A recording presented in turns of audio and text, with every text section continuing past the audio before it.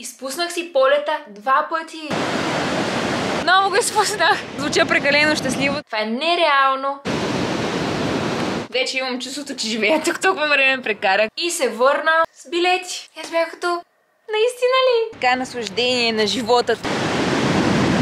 Общо 4 изпуснати полета. Цяло чудо е, че съм си в България.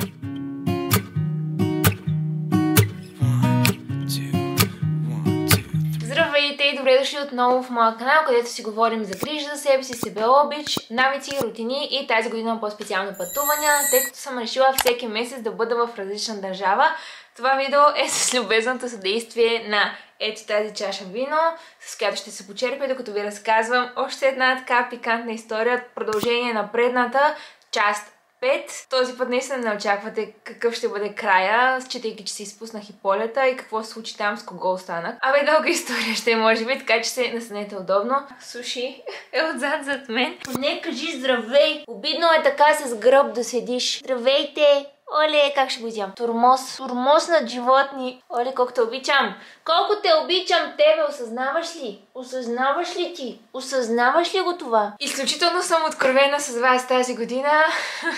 Даже май повече отколкото трябва. Но за това все пак съм тук. Това ми е мисията, да преживявам някакви неща, да научавам нови полезни съвети, да споделям опита си, така че да мога да помогна и на вас. Хайде да съберем 7000 харесвания на това видео за моята смелост да споделя толкова лични неща в интернет пространството. Откакто се върнах от Канарските острови, имам супер много енергия, мога да наснимам още 10 такива видеа, така че може да се абонирате за канала ми, за да не ги изпускате. Подготвила съм ви интересни неща. Още тази седмица заминавам отново. Цъкайте известията, за да не ги пропуснете. В това видео ще ви разкажа как се изпуснах полета, как се оправих след това в ситуацията, с кого бях следващите дни и как най-накрая успях да се прибера. Беше някакъв страшен екшън. Вече ви казвам, имам страх от полети. Макар че пак имам 4 полета тази седмица. Така, как си изпуснах полета? Много е интересно, много е смешно. Хора, уж щях да си тръгвам, обаче какво се оказа? Изпуснах си полета. Отидох 2 часа по-рано на летището. Обаче така го подцених. Не е много голямо летище.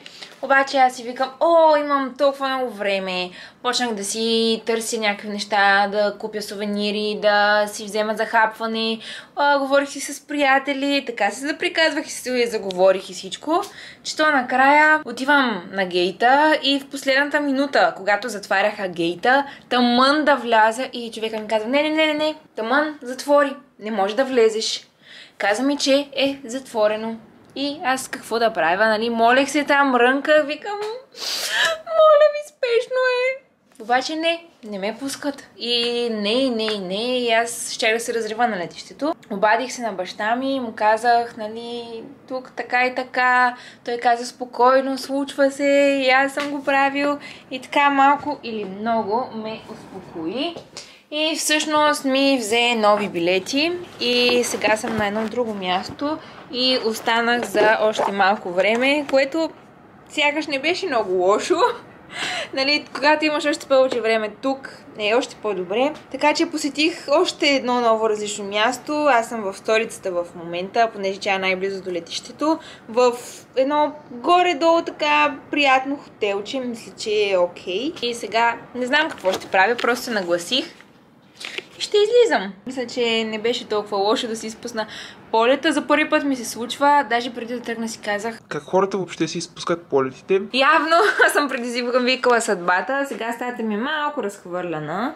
Така тук са ми навсякъде вещите, понеже, нали, знаете, когато момиче се гласи, всичко наоколо е разхвърляно. Но ето тук имаме едно огледалче. Я да видим, ще ме видите ли. Това е любим мой аутфит. Пау. Имам си легалце, всичко нужно общо взето. Ето, тук са някакви неща. Имам си и баня. Готиното е, че е в центъра и буквално съм близо до всичко. Близо съм до летището. Стига се за 8 минути до летището. Така че... И вече имам чувството, че живея тук толкова време прекарах. Мисля, че това ми е 9-ти ден. 9-ти, 10-ти. И сега ще гледам залеза. Вижте. На път е да залезе слънцето. Е много красиво. И виждам хората какво правят тук на терасите им. Ето това ми е гледката. Не е много найс, но след малко ще ви покажа по-добре. Какъв е начинът ми на мислене? Искам да ви кажа, че всичко се случва с причина, може би го знаете, но наистина се убедих в това, че всяко нещо, което се случва, някакси Вселената ми праща знак, че не е писано да се кача на този полет. Аз по принцип до сега в живота си не съм си изпускала полет, толкова съм уверена и толкова ми е спокойно всеки път, когато ще ми предстои полет със самолет и знам, че ще се справя и че всичко ще е наред и да си изпусна полет, това за мен беше наистина много неочаквано, да съм толкова така пренебрежителна. Но ето, че е трябвало да остана. И наистина имаше причина, заради която да остана. Просто острова толкова много си ме хареса. Такава любов беше нашата, че не искаше да ме пусне. Имах още неща, които да преживея. Не бях готова да си тръгна с някои приятелки. Така в Инстаграм ми пишете, примерно, шегувате се, че отидам да заживя на този остров, защото аз ви наспамих в Инстаграм. Може да ме последвате между другото, защото доста неща ви качвам там. Макар че някои приятелки ми казват, че не им е било достатъчно, ама пък то не може и да качваш и да се насладиш. Така, ето това е градчето. Казва се Пуерто де Росарио, ако го казвам правилно. Надявам се на испански. Ето там има един кораб, кораба майка, малко прилича на Титаник, който разбрах, че ще отплава след около половин час. И тук съм на едно пристанище, има толкова много корабчета. Всъщност мястото е доста хубаво, това им е столицата реално, както ви споменах. О, вижте как се отразява в водата. Да, тук там хората тичат сутрин, да кажем, healthy life, тичат сутрин тук около плажа на алеите. Има фитнес и хората там са доста активни, доколкото забелязах, разхождащи се. Общо взето е малко така наслаждение на живота тук на целия остров. Няма много водни активности, аз примерно исках да се кача на лодка от тези, които са паркирани ето тук. Обаче, както може да предположите, те са лични и не може така всеки да се възползва. Така че това не беше достъпно, но все пак се изкарах доста добре. Днес е пълнолуние в лъв. Това означава, че е моето време. Не знам какво ще правя тази вечер. Облякла съм се. Хоп, хоп, хоп. В настроение съм. Така че ще видим какво ще се случи. С кого бях след това? Ето тук е интересното. Как да ви го кажа сега? Добре, да кажем, че отворих Tinder. Аз по принцип не съм ползвател на това приложение, обаче ми се стори, че няма с кого така да се запозная на този остров и не исках да прекарам това време самичка изцяло там, понеже столица не е като така крайбрежието, да отида на плащичко. Казах си, дай да отворя, да видя какво се случва поне, дали има нещо. Аз никога до сега не бях излизала с някой от Tinder, просто там, айде в тинейджърските ми години съм се разписвала с хора. Почвам така да скровам и виждам един пилот. Викам, ей сега ще се насоля тебе. Веднага мач и той ми беше мачно и почвам.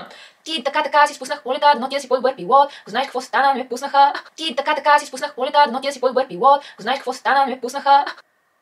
Добре, че той не беше от Ryanair, защото автоматично щях да го блокирам. И почнахме така да си пишем.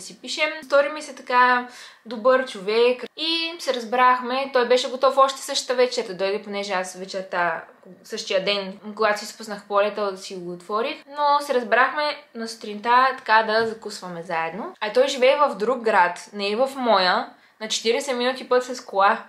И беше готов да дойде. Чудите се сигурно сега какво стана с предишният мъж. Той си замина един ден преди мен, преди аз да летя, така че него вече го нямаше. Сега ще кажете колко е обор. Не съм. Трябваше нещо да правя. Хората понякога така излизат да са си приятна компания един на друг. Лели, ще те изям. Как ще си толкова сладка? Искам така да ти откъсна главата. Видяхме се с пилота. Аз бях излязла сутринта да тичам. Тичам малко, така да се раздвижа. Беше много приятно. И след това с него се видяхме на плажа. Заведеме в едно приятно място на закуска с гледка. Запознахме се така, кой какво, защо. Шегувахме се за моята ситуация. След това аз му казах, че имам записан час за моят си падъл. Обаче студихме какво да правим и той ме заведе да караме водно колело, понеже само това беше на разположение, защото имаше вятър и не можеше примерно с някакъв джет или с нещо подобно да се возим и лодките също не бяха свободни за наемане. Беше доста приятно. После хапнахме сладолед, разходихме се още малко и аз след това отидох на моя паделбординг. Това представлява нещо като сърф, обаче седиш прав върху него и не ягаш така вълните, а просто се опитваш с едно такова гребло да пазиш равновесие и така се движиш. Имах си учител и беше ми много забавно на урока. За мен ми беше страх да не падна във водата. Това ми беше най-трудното, да се изправя, така че да не падна във водата и останало така лесно. Много е освобождаващо така да плаваш във водата, чувстваш се толкова свободен. Сякаш и пак имах такъв realization. Аз съм на Канарските острови, плавам в Атлантическия океан, януари месец, на 25 градуса. Нямах кой знае какви очаквания, какво ще се случи. Просто си се оправих и се разписахме с въпросния пилот и решихме да отидем да хапнем заедно. Седеме в един много хубав ресторант. Беше уникално. Всяко нещо там, което сервираха, беше...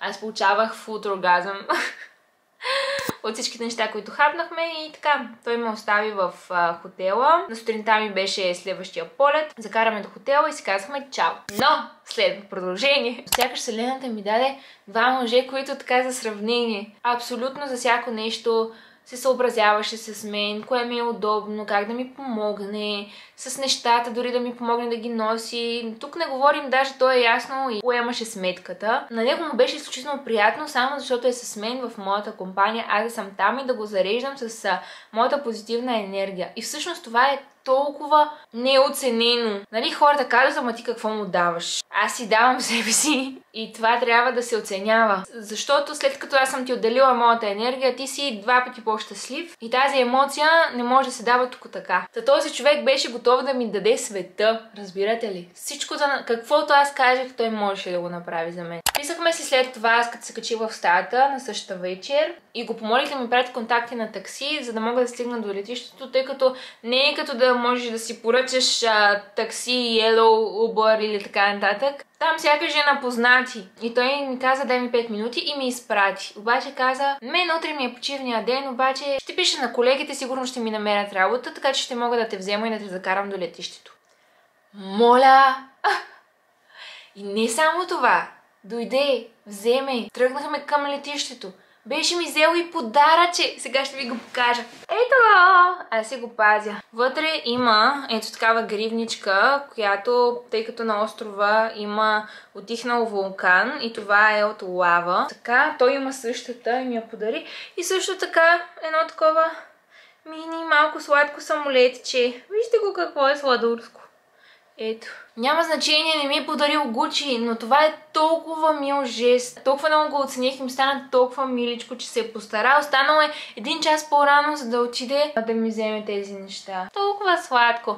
Между другото, това е повод да ви покажа новия си маникюр, който обожавам. За Свети Валентин. Уникален. I love it! Какво обаче се случи? Пътуваме си ние към летището и изведнъж аз получавам имейл. Съжаляваме, обаче няма да имате възможност да се качите на полета, тъй като е станала грешка в нашата система и не сте в списъка с пътуващи. Какво? Това не може да е истина, това е някаква шега.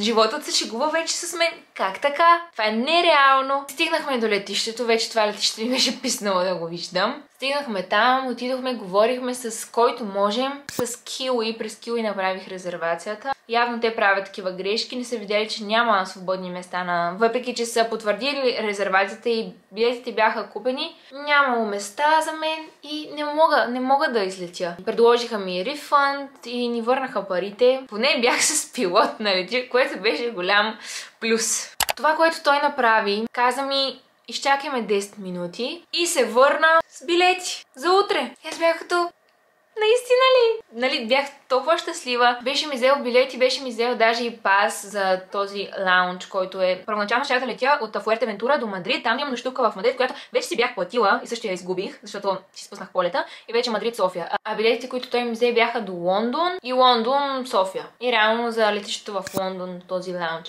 Ще ви разказвам по-нататък. Окей, имам още един ден тук. Той каза, хайде да направим последният ти ден тук. Много добър. Отидохме, взехме си закуска и директно към плажа. Прекарахме целия ден на плажа.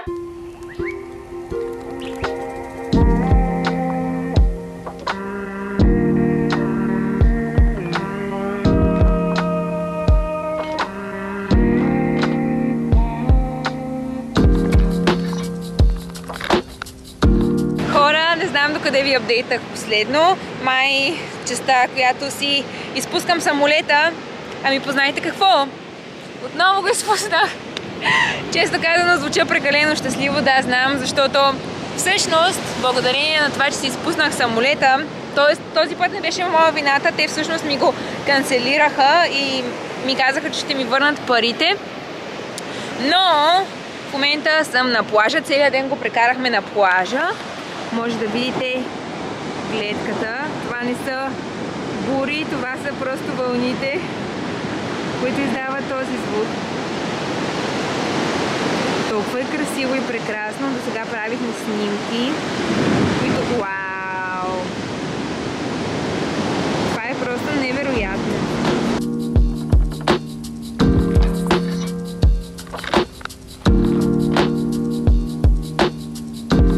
Аз мисля, че въобще не искам да си тръгвам. Мисля да си остана тук, хора. Не знам, това е някаква съдба.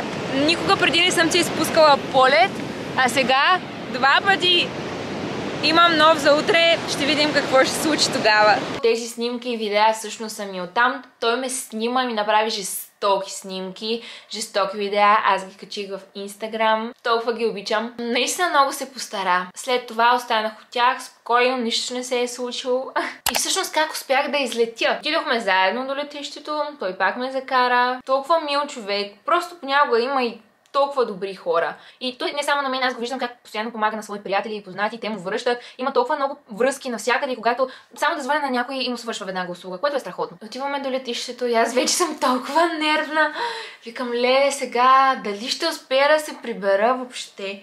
Добре, че той беше с мен, закусихме на летището. Вече исках да се залепя до гейта, разбирате ли? Аз направо първа да съм там. Той каза, спокойно, имаме някъде 40 минути до полета, докато излетиш. Викам, не, трябва да съм там, давай да ходим. Толкова много се вълнувах вече, защото ако и този път нямаше... Беше ми писнал постоянно да си опаковам и разопаковам багажа. Сигурно го правих по 2 пъти на ден вече. Ей, до тук ми беше. Трябваше да излетя. Та той има, нали, пас и него го пуснаха където искал, там си минават. Дойде с мен до самия гейт, до самия самолет всъщност, докато аз не се качих успешно и не излетях. Направо не можах да повярвам. То в един момент беше нереално. Аз не знам, толкова се притеснявах вече дали ще успея. Така имах 4 часа някъде полет до Лондон. И след това от Лондон, от едното летище на Лондон до другото, аз там не знаех, аз нямах интернет, обаче гледам един човек с табелка с моето име. Викам Той ми каза, че моето такси ще ме закара от едното летище до другото. И аз си мислех, че е някъде 15 минути, макс 30. То се оказа, че час и половина ме е карал от единия край на летището до другия. А той ми беше взел таксито. Час и половина някъде надолу главата на таксиджията. Какво ми се е случило? Аз толкова бях задобряла вече да говоря на английски. Все едно си говорих как нямаше вече тази бариера, понеже толкова дни прекарвах там. В момента, в който стъпих в Лондон, усетих тази тяхната една сърдита енергия, такова едно мрачно, студено. Всички са супер криви. Много неприятно, честно казано. Както бях на усмихнатия остров, така попаднах в мрачния Лондон. Там известен престой на летището. Поне бях в този лаунж, който беше много хубав. Мисля, че са около 27 евро по принцип да си платиш такса вход. Обаче според мен си заслужава, тъй като имаш шведска маса с храна, чайчета, водички, абсолютно всичко. И хората там някакси толкова по-спокойно, всички на летището са супер хаотични, нервни, пък там едно спокойствие, има заможни хора. Седнах си малко, хапнах си и се запътих вече към гейта си. И в крайна сметка в 2 часа през нощта си кацнах в София. Направо не можех да повярвам. Какви приключения бяха, хора, с тези полети. Поне имам интересна история да разказвам. Надявам се да ви е било интересно и любопитно. Имам още много неща, които искам да ви споделя. Мисля, че сте са в следващото видео. Докато си оправям багажа, ще ви снимам какво съм научила от всичкото това. Как съм се променила. Аз съм нов човек вече. Начинът ми на мислене много се промени. И наистина искам да ви споделя това. Така че очаквайте следващото видео. Абонирайте се за канала ми, за да ме подкрепите и да не изпускате следващите видеа. Цъкнете си камбанката за известие, харесайте видеото. Нека съберем 7000 харесвания и ще се видим следващия път. Чао, чао! Всички видеа от моите пътувания ще бъдат в този плейлист, нов месец, нова държава, за цялата година, така че може да продължите да гледате тук.